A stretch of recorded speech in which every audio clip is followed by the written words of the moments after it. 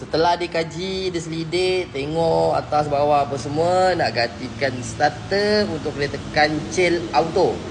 Tak kisahlah auto 660 ke 85 ke 1000, inilah makan dia. Ini gearbox auto yang mana kita kena buka starter dia dekat belah bawah sana. Ingatkan boleh keluar ikut atas, sebab dia duduk bawah manifold intake kan, dekat belah dalam sana. Kalau manual dekat belah luar sini, ini auto dekat belah dalam sana.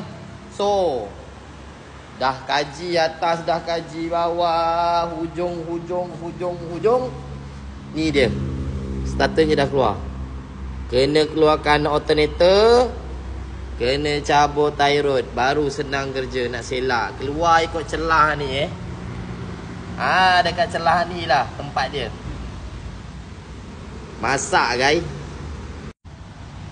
Tapi apa pun dah keluar, alhamdulillah. Kita tinggal pasang aja. Tinggal pasang. So harap-harap orang yang try tu pun dipermudahkan lah. Okay, jemput makan.